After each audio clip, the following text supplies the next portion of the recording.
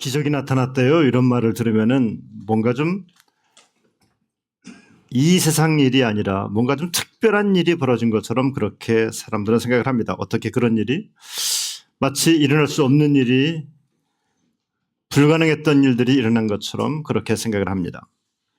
아주 드문 순간, 그것도 아주 특별한 사람들에게, 그리고 아주 극적인 방법으로 뭔가 사건이 벌어졌을 때 우리는 기적이 나타났습니다. 이렇게 말합니다. 깜짝깜짝 놀랍니다. 그러면서도 교회 안에 기적이 나타난다 이런 얘기를 하면은 왜 그 기적은 나한테는 이루어지지 않는 걸까라고 하는 속상한 마음, 아쉬운 마음도 있습니다. 한편으로는 또 똑똑한 사람들은 기적을 기대하면서도 그거야 옛날 과거 성경의 이야기고 이 초과학의 시대에 기적이 어딨냐고, 기적을 기대하자 그러면 아니 그럴세 빨리 가서 돈 좋은 병원 만나고 좋은 의사 만나서 고쳐야지, 사람이 할 수 있는 거 빨리빨리 해버려야지 라고 하는 마음이 있습니다. 우리는 하나님이 우리 가운데 일하실 수 있다라고 말하면서도, 그런데 하나님이 내 안에서 지금 역사하고 계시다고 하는 것에 대해서, 그래서 하나님이 나에게 기적을 일으키셨다는 것에 대해서 잘 받아들이려고 하지 않습니다.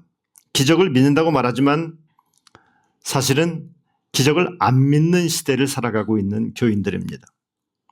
성경은 그런데 한결같이 우리들에게 말합니다. 하나님은 살아계신다. 그리고 그 하나님께서는 살아계셔서 하나님의 백성들의 삶 가운데서 역사하고 있다라고 성경은 끊임없이 말씀하고 있습니다. 성경은 기적에 대해 설명하면서 신앙인들이 갖고 있는 어떤 하나의 장식물처럼 취급하지 않습니다. 살아계신 하나님이 분명히 교회와 성도들 가운데 살아계시다고 하는 것을 증거하는 표적이 바로 기적입니다. 하나님이 침묵하시는 것이 아니라 하나님께서 분명히 일하고 계시다는 것을 드러내는 사건이 바로 기적입니다. 오늘 저는 말씀의 제목을 기적이 상식이 되는 교회다라고 하는 제목을 정해봤습니다. 기적을 과장하겠다는 것도 아니고 기적을 조작하겠다는 말도 결코 아닙니다.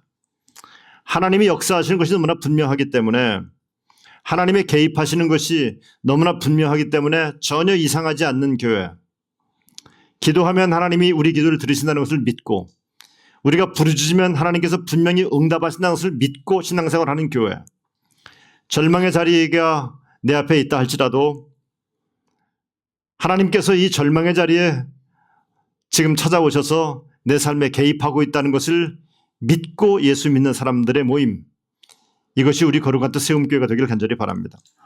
성경은 예수님께서 포도주가 떨어진 이 가나 혼인잔치의 자리에 계셨습니다. 저는 예수님께서는 인생의 길이 막힌 자리, 사람의 손이 닿지 않는 자리, 우리 인간의 힘으로 어떻게 해볼 자간이 없는 바로 그 자리에 예수님은 늘 계셨습니다.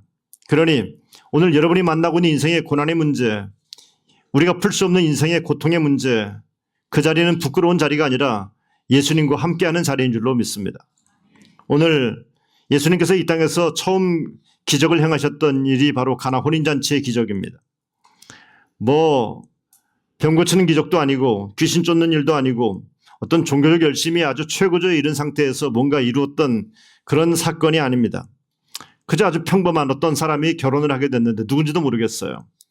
근데 그 사람의 집에 결혼잔치가 열리게 됐고 많은 사람들이 하객으로 참여했겠죠. 문제는 그 잔치에 포도주가 떨어졌다는 겁니다. 포도주가 떨어지는 아주 별것도 아닌 것 같은 사건입니다. 그런데 예수님께서 이 사건 속에 개입해 오셨습니다. 아주 큰 일을 하나님께서 역사하셔야지만이 그게 기적이 아니라 아주 작은 일, 아주 평범한 일이지만 하나님께서 개입하시는 그 사건은 기적인 줄로 믿습니다.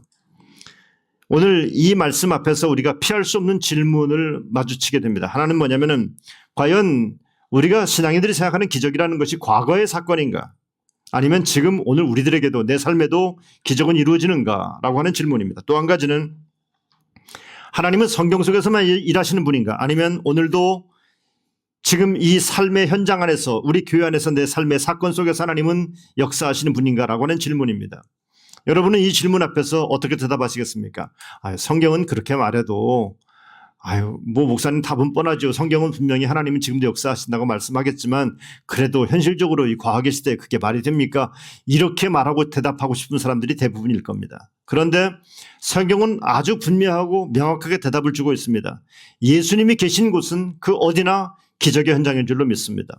그 예수님은 성경 속에서만 역사하시는 분이 아니라 지금도 여러분과 제 속에서 살아계시는 분임을 저는 믿습니다. 오늘 포도주가 떨어졌어요. 잔치에 포도주가 떨어졌습니다. 이 가나 혼인잔치가 아니 잔치를 어떻게 기획을 했길래 포도주를 떨어뜨립니까? 잔치 기획하는 집사가 이거 도대체 제대로 잔치 준비를 제대로 안 한 것 같습니다라는 생각이 듭니다. 하여간 이 잔치는 많은 사람의 기대 가운데 잔치가 시작됐을 것입니다. 축복이 선포되었을 것이고 많은 사람들이 결혼하는 사람들을 축하하기 위해서 기쁨 가운데 잔치에 참여해서 음식을 먹고 포도주를 마시고 있었을 것입니다. 사실은 모든 것이 다 잘 준비되어 있는 잔치였을 것입니다. 그런데 요한은 오늘 이 잔치가 무르익어 가는 그 순간에 이 잔치가 경험하고 있는 위기 한 가지를 한 문장으로 지적하고 있습니다. 이렇게 말합니다. 포도주가 모자란지라. 포도주가 모자란지라. 저는 무슨 이 잔치를 준비했던 그 결혼 준비하는 집사가 무슨 결혼 준비를 제대로 잘못해서 사람 오는 수요를 예측을 잘못해서 이루어지는 사건이라고 그렇게만 생각하지 않습니다. 저는 요한이 요한복음 2장에서 이 말씀을 기록하면서 예수님께서 이 사건을 첫 번째 기적으로 베푸시면서 예수님께서 우리들에게 인간의 삶의 구조를 아주 명확하게 진단하고 있음을 볼 수가 있습니다. 여러분, 잔치가 없기 때문에 우리 인생이 불행한 것이 아닙니다. 잔치가 있긴 있는데 이 잔치가 지속되지 못한다는 게 우리 인간 실존의 모습입니다. 인간이 유지하고 있는, 인간이 쓰고 있는 모든 포도주들은 한계가 뭐냐면 조만간 이것이 다 소비된다고 하는 얘기입니다. 유한하다는 얘기입니다. 처음에는 다 충분해 보여요. 그런데 시간이 지나니까 그렇게 충분하다는 것들이 다 모자란 게 돼버리고 말았습니다. 오늘 말씀으로 표현하는데 말씀의 내용과 연관해 본다면 처음에는 기쁨이 충만했을 것입니다. 그런데 나중에는 여러분 포도주가 떨어져가는 모습을 지켜보는 하인들의 모습은 어떻겠습니까? 얼마나 마음이 초조했겠습니까? 충분할 줄 알고 독 가득하게 포도주를 준비했는데 이것이 점점 떨어져가서 긁어도 나오지 않는 포도주가 되었을 때 여러분 그 포도주는 기쁨의 재료가 아니라 근심의 재료가 됐던 겁니다. 그런데 이 가나의 혼인잔치는 인간의 현실을 그대로 보여주면서 모든 인간의 잔치에는 포도주가 떨어진다는 것을 우리들에게 말씀하고 있습니다. 중요한 것은 저는 오늘 이 말씀을 읽다가 제가 깨달은 게 뭐냐면은 포도주가 떨어졌다는 사실보다 더 중요한 그 앞선 사건이 있었어요. 그게 뭐냐면 예수님께서 이 잔치에 초대되어 오셨다고 하는 얘기입니다. 예수님이 먼저 와 계셨고 그 다음에 포도주가 떨어진 거였습니다. 인간의 결핍보다도 하나님의 임재가 먼저입니다. 인간의 문제보다도 하나님의 방문이 더 중요한 겁니다. 복음은 이 순서를 바꿔놓지 않습니다. 우리가 잠깐 한번 생각해 볼 필요가 있어요. 나는 지금 어떤 포도주를 붙잡고 살아가고 있는지를 한번 생각해 보시기 바랍니다. 젊음이라는 포도주를 붙잡고 살고 있습니까? 그래요. 그 젊음이 한 100년 갔으면 정말 좋겠습니다만은 여러분 몇 조금 못 갑니다. 50년 돼도 어제하고는 다르네 이런 말 하게 됩니다. 그 포도주가 떨어졌을 때 나는 누구를 찾고 있는가를 한번 생각해 보시길 바랍니다. 그리고 신앙인들은 이런 질문 앞에서 대답해야 됩니다. 나는 포도주가 떨어져야지만이 예수님을 찾고 있는가 아니면 그래도 내 인생에 포도주가 있을 때 예수님을 내 인생의 잔치에 모시고 살고 있는가라고 물어봐야 됩니다. 저는 여러분과 제가 인생의 포도주가 아직 그래도 남아있을 때 이 잔치가 열려질 때 예수님을 초대하는 사람들, 지혜로운 사람이 되길 간절히 바랍니다. 그러나 설령 내 포도주가 다 고갈돼서 정말 어떻게 볼 자간이 없을 때일 때 그때일지라도 예수님을 초대하는 사람이 되길 간절히 바랍니다. 교회는요 포도주가 남은 사람들만 모이는 곳이 아니라 포도주가 떨어진 사람들이 다시 교회에 와서 다시 보충받는 곳이 교회입니다. 바로 그 자리에 기적의 이야기가 시작됩니다. 오늘 가나 혼인잔치에 포도주가 떨어졌어요. 포도주가 부족했다는 얘기입니다. 다른 말로 말하면 여러분 우리 인생에 부족하다고 하는 것은 우리 인생의 거침돌입니다. 지식이 부족하면은 내 인생의 앞길이 막혀요. 건강이 부족하면은 내 인생이 막힙니다. 돈이 부족하면은 막힙니다. 그래서 어떻게든지 부족하지 않으려고 정말 몸부림쳐가면서 눈에 힘주고서 살아가는 것이 우리 인생 아닙니까? 부족하면 망하니까, 부족하면 난처하니까, 부족하면 죽으니까 부족하지 않으려고 발악하는 것이 우리들의 인생입니다. 그런데 가나 혼인잔치를 보면서 깨닫는 것은 내 인생에 부족할 때 이 부족함이 내 인생의 거침돌이 아니라 부족함이 내 인생의 디딤돌일 수도 있겠다라는 믿음의 판단을 해야만 합니다. 부족하다는 것이 축복이 되는 수도 있다는 겁니다. 부족함이 기적을 가져오는 원인을 제공하기도 하더라는 얘기입니다. 여러분, 문제를 안 만났으면 좋겠어요. 문제가 없는 교회가 되고 문제가 없는 가정이 되기를 바랍니다만, 그러나 인생에서 문제가 없어 본 적은 한 번도 없습니다.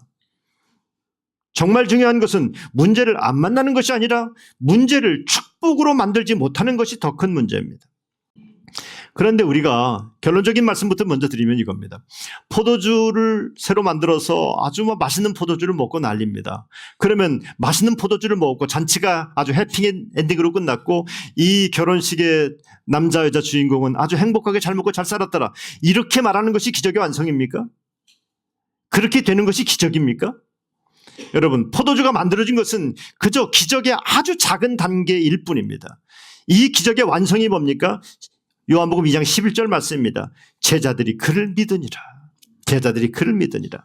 요한은 기적을 얘기하면서 표적이라는 말을 쓰고 있어요. 이것은 단순하게 아주 특별한 경우에 아주 희한한 일이 벌어졌습니다.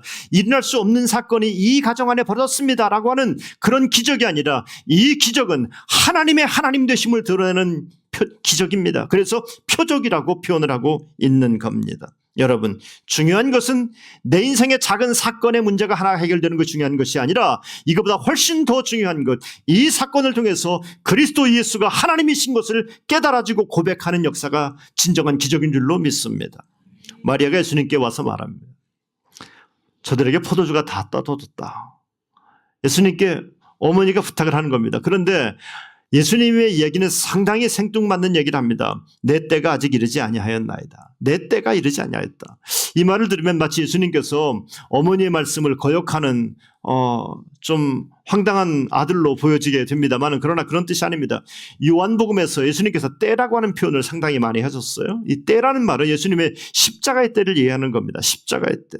그러니까 오늘 예수님께서 가나 혼인잔치에서 예수님께서 그 예수님을 따르는 제자들 또 거기 하인들 이런 사람들에게 정말 해주고 싶은 얘기가 있었어요. 그게 뭐냐면은 너희들은 지금 이 포도주의 문제를 가지고 나에게 이 문제를 해결해달라고 말하고 있지만 나는 너희들의 인생 전체를 구원하는 그때를 준비하고 있다. 이 얘기를 해주고 싶었던 겁니다. 그때가 언제입니까? 십자가의 때 아니겠습니까? 여러분, 오늘 가나 혼인잔치에 있는 사람들은 예수님께 단순한 포도주의 문제만을 얘기하고 있는데 예수님께서는 구원의 인류를 구원하시는 하나님의 때에 대해서 지금 말씀하고 있는 겁니다.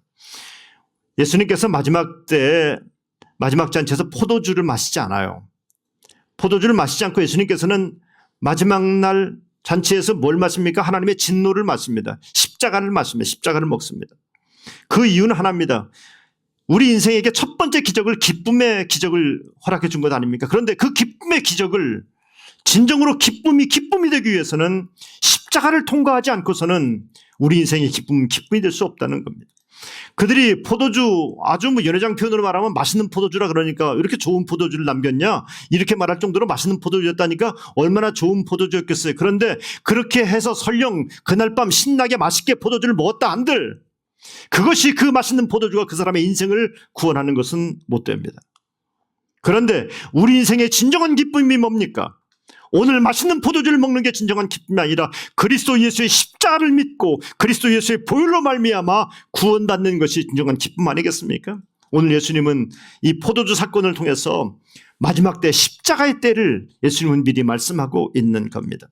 우리는 깊이 우리 스스로를 한번 돌이켜 봐야 됩니다. 나는 기적을 원하면서도 십자가를 피하려고 하는 것은 아닌가? 나는 하나님의 능력을 구하면서도 하나님의 방식과 하나님의 뜻은 거부하지는 않았는지 우리들 스스로가 물어봐야 됩니다. 기적이 진정 기적이 되기 위해서는 반드시 십자가를 통과해야 됩니다. 그저 병 낫는 것이 중요한 것이 아니라 십자가를 통과해서 내 육신이 보존되고 치료받고 고침받아야 될 줄로 믿습니다. 이것이 복음적 치료입니다. 연회장이 놀랐어요. 사람마다 먼저 좋은 포도주를 내고 취한 후에 낮은 것을 내는데 그대는 지금까지 좋은 포도주를 두었도다. 아니 어떻게 이렇게 좋은 포도주를 갖고 왔어요? 예수님이 만든 포도주를 아주 연회장이 맛보고서 막 난리가 난 겁니다. 연회장만 난리가 났겠습니까? 모든 사람들이 난리가 났을 것 아닙니까? 여러분, 저는 처음 만든 포도주보다 나중 만든 포도주, 물로 만든 포도주가 훨씬 좋았다는 거예요. 여러분, 이론적으로는 맞지 않죠. 아니 포도로 만든 포도주가 맛있어야지 어떻게 물로 만든 포도주가 맛있습니까? 포도농사 안 지게요 그러면요. 근데 여기에는 하나님의 뜻이 있습니다. 여기에는 아주 예리한 통찰력이, 영적인 통찰력이 이 안에 담겨져 있습니다. 뭐냐면은 세상의 것들은요 언제나 좋은 것부터 줍니다. 볼까요? 어른들은요, 학생들이 학교 앞에서 막 왔다 동네 앞에서 지나가면은요, 어른들은 그래요. 아유, 참 좋다. 근데요, 걔들이 좋을 게 뭐 있어요? 공부하느라, 학원 다니라, 돈이 있어요. 뭔 자동차가 있어요. 아무것도 없어요. 집문서도 없고 아무것도 없어요. 근데 걔들한테 야, 좋다, 부럽다 하는 이유가 뭡니까? 딱 한 가지입니다. 니들은 나보다 젊다. 니들은 나보다 젊다. 그래요. 젊음이라는 것은 우리가 맛보는, 인생이 맛보는 축복 중에 정말 짜릿한 축복입니다. 젊은 사람들은 언제나 가능성이 있습니다. 선택지가 언제나 넓습니다. 연세 드신 분들은 선택지가 좁아요. 할 수 있는 게 없어요. 좁습니다. 에너지는 많습니다. 그런데 그 모든 것들이 시간이 지나면서 점점 고갈되는 것 아닙니까? 인생이 그렇습니다. 처음에 주는 것들은 아주 단맛이 강합니다. 짜릿짜릿합니다. 그런데 가면 갈수록 단맛도 떨어지고 짜릿짜릿도 떨어지고 무미건조한 인생이 될 수밖에 없는 것이 인생 아니겠습니까? 세상은 그렇게 처음은 달콤하지만 끝은 아무런 맛도 나지 않는 인생인 것입니다. 그러나 복음은 정반대입니다. 우리가 복음의 길을 처음 들었을 때 우리가 처음 성령으로부터 요구받는 게 뭡니까? 회개하라입니다. 여러분, 회개한다는 게 얼마나 부끄러운 일입니까? 내 안에 있는 죄들을 토해낸다는 것이 얼마나 괴로운 일입니까? 그런데 회개합니다. 그런데 주님은 거기에 멈추지 않고 내려놓으라고 말합니다. 내가 그동안 쌓아놨던 모든 것들, 내 자존심, 내 기분들 내려놓으라고 말합니다. 야, 이거 정말 어려운 일 아닙니까? 그런데 더 나아갑니다. 자기를 부인하고 자기 십자가를 지고 나를 따르라고 말합니다. 야, 이거 정말 입장 곤란하고 난처한 일 아니겠습니까? 그런데 시간이 지나면서 예수님과 동행하면서 깨닫는 게 뭡니까? 내 인생이 점점 깊어지고 있구나. 돈만 알고 있을 때, 건강만 알고 있을 때, 세상의 재능과 세상의 재미에 취했을 때보다 정말 차원이 다른 기쁨이 내 속에 있는 것을 느끼게 됩니다. 세상 앞에서, 작은 것 앞에서 쉽게 넘어지고 굴복했던 내가 단단해지기 시작합니다. 더 풍성해지기 시작합니다. 상처가 많았는데 상처가 많을수록 은혜가 더 분명하고 더 많이 내려오는 것을 경험하게 됩니다. 눈물이 많았는데 그 눈물이 많아질수록 소망이 더 깊어지고 더 단단해진 것을 체험하게 됩니다. 그렇구나. 복음 안에서는, 복음은 우리들에게 어제보다는 오늘보다는 내일이 더 좋고 아름답게 만드는 것이 복음의 힘이구나. 욥기는 말합니다. 처음은 미약하지만 나중은 심히 창대하리라. 이게 복음의 진리구나라는 걸 깨닫게 됩니다. 저는 이것이 단순한 위로가 아니라고 생각합니다. 이것은 복음이 만들어낸 인생의 변화입니다. 복음이 만들어낸 기적이 바로 이겁니다. 인생의 끝자락에서 인생의 마지막 끝자락으로 가면 갈수록 우리 인생이 더 단맛을 내고 더 아름다운 맛을 내는 더 좋은 포도주를 경험하는 인생들이 되기를 주님의 이름으로 축복합니다. 실패가 많았습니까? 그 실패가 많아질수록 하나님을 더 기피하는 삶이 될 것입니다. 이거는요, 인간의 상식과 계산으로는 어떻게 설명이 되지 않는 겁니다. 그러니까 실패를 많이 했다고 그 사람 무시하지 말아요. 남편과 자식이 실패했다고 그 사람 무시하지 말아요. 절대 무시하지 마세요. 실패가 많아질수록 하나님을 더 깊이 알게 될 것입니다. 더 단맛이 날 것입니다. 가면 갈수록 내가 복음 안에 있다면은 나는 더 멋진 인생, 아름다운 인생일 줄로 믿습니다. 예수님은 지금도 인생의 마지막에 더 좋은 포도주를 남겨두시는 분이십니다. 이것이 복음의 기적입니다. 그렇다면은 진짜 기적이 뭡니까? 기적은 그저 단순하게 오늘의 이 문제만 해결받는 것이 기적이 결코 아닙니다. 병이 낫는 것도 기적이고 관계가 회복되는 것도 기적입니다. 그런데 우리는 내 인생이 경험하는 아픔들을 자꾸만 감추려고 그래요. 하나님께도 얘기하지 않으려고 그래요. 그러니 목사한테도 더 이상 얘기하려고 하지 않죠. 그런데 여러분, 여러분의 인생의 문제들을 하나님 앞에서 부끄러워하지 마십시오. 하나님은 여러분의 인생의 문제 속에 개입하십니다. 내가 부끄러워하는, 어떻게 내 인생에 이렇게 고통스러운 일을 만났고 이렇게 부끄러운 일을 만났냐고 한탄하고 있는 그 자리에 예수님은 정말 오래 자주 머무십니다.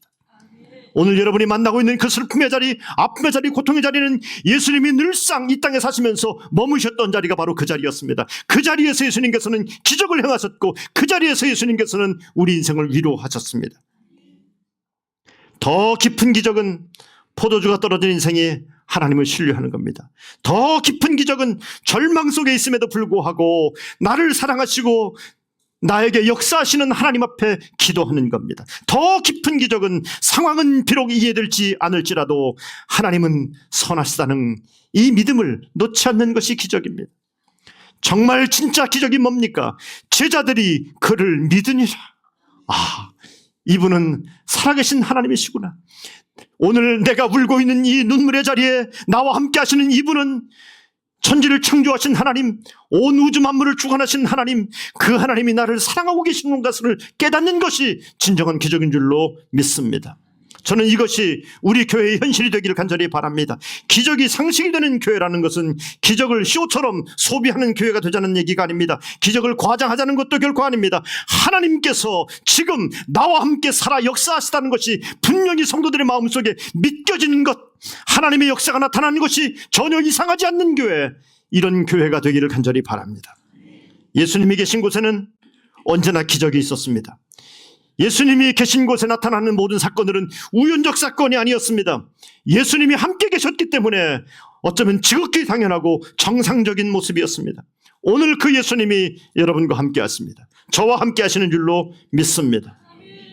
가나 혼인잔치에 계셨던 예수님, 십자가의 모든 값을 치르신 예수님, 그 예수님은 여러분의 하나님이십니다. 저의 하나님이십니다.